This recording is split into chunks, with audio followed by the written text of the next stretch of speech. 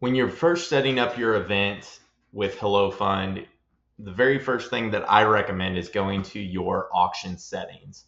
Navigate over to software settings, auction settings.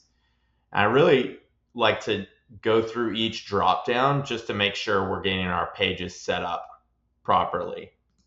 Very first thing I do is look at the general event details, make sure that the time zone's correct.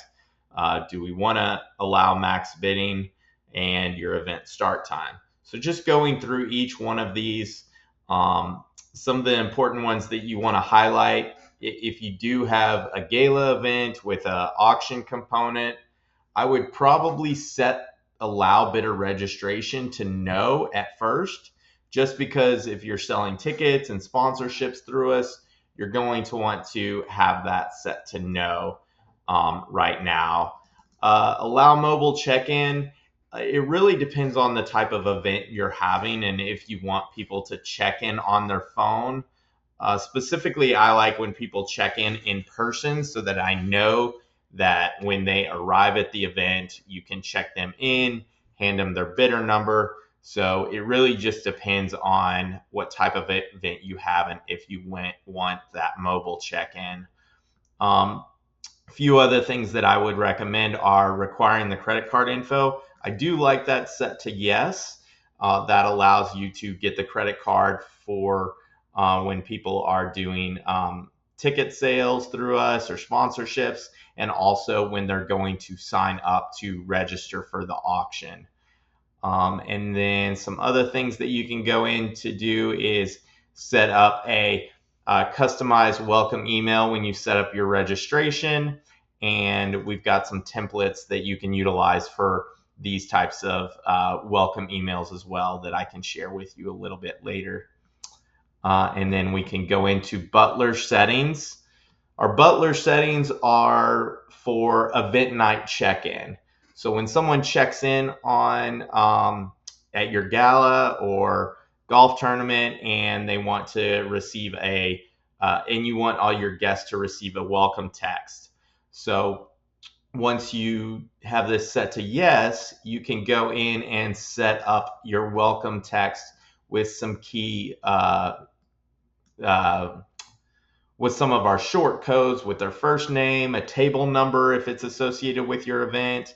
So you could say, welcome Phil, your bidder number 532. Enjoy the event. You're sitting at table number 1.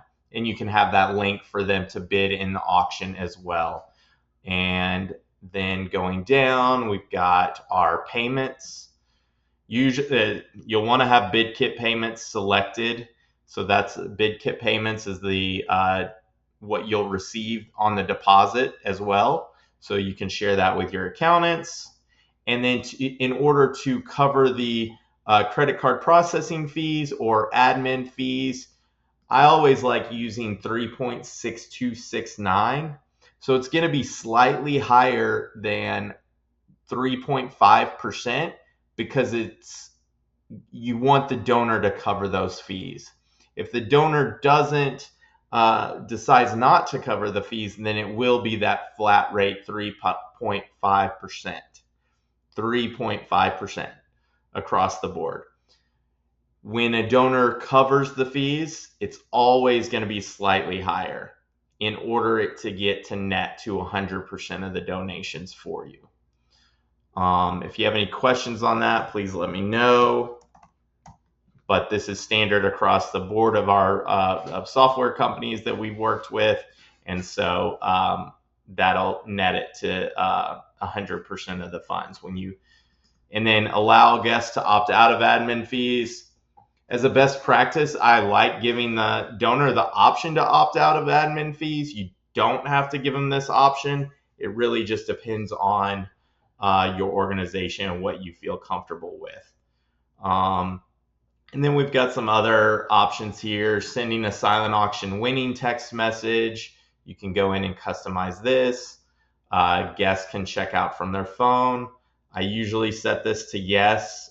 And then we also have charge credit card at time quantity bid is placed. If you do set this to yes, this is like something like a raffle ticket before the event. your donor is going to get a receipt every single time that is placed when this is set to yes. So just want you to be aware of that. Fair market value settings, you have that information in the email receipts that the donors get, whether it's the ticket purchase or the this would probably be actually more on the bidding site specifically. And then custom content, I like to put in your 501c3 information with your tax ID number and a primary person's contact information.